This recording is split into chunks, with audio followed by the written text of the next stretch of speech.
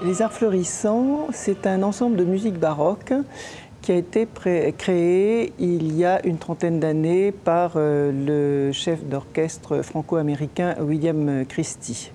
À l'origine, il est claveciniste et il a toujours été passionné par la musique de cette époque, que ce soit la musique de grands compositeurs comme Handel, Purcell pour l'Angleterre, mais aussi pour la musique française et naturellement la musique italienne.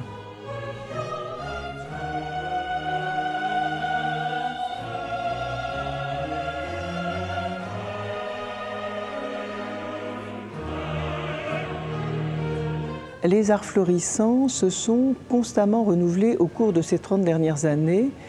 Et je dirais non seulement par le choix d'œuvres nouvelles, puisqu'ils ont continué à explorer ces grands compositeurs qui étaient les favoris de William Christie, renouvellement aussi grâce aux mises en scène, grâce aux costumes, grâce aux nombreux théâtres et lieux d'ailleurs où les Arts Florissants se sont produits. Je dirais que c'est tout l'environnement du théâtre et qui en quelque sorte est un stimulant perpétuel en tout cas pour les Arts Florissants, et surtout qui leur permet de monter des œuvres très ambitieuses qui nécessitent des ensembles très importants. Et le chœur des Arts Florissants, l'orchestre des Arts Florissants sont des éléments absolument essentiels pour cette musique où il y a non seulement des solistes, chanteurs, il faut de grands chanteurs, mais il faut aussi des danseurs, il faut des instrumentistes rompus à ce style, ces styles différents particuliers. Donc je crois que les Arts Florissants ont une sorte de savoir-faire maintenant qui est internationalement connu et qui leur permet vraiment d'aborder tous les grands chefs-d'œuvre de cette période.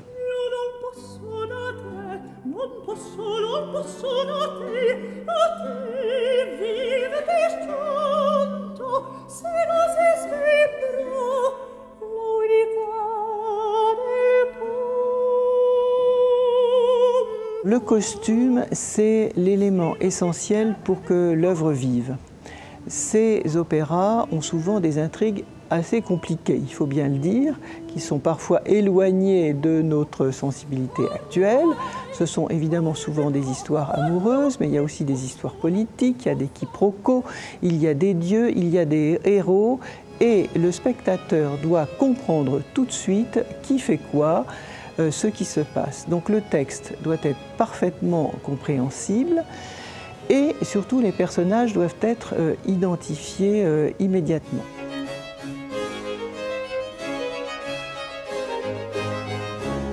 Ce sont des styles qui n'ont rien à voir les uns avec les autres. D'un côté, on a une sorte de recréation d'un XVIIe siècle, d'une époque de Louis XIV un peu imaginaire, et de l'autre, on a la modernité, avec des costumes d'une extrême élégance formelle, avec des tissus qui ne sont pas du tout des tissus scintillants, ornés, etc., mais qui valent par leur densité, par la qualité des coloris.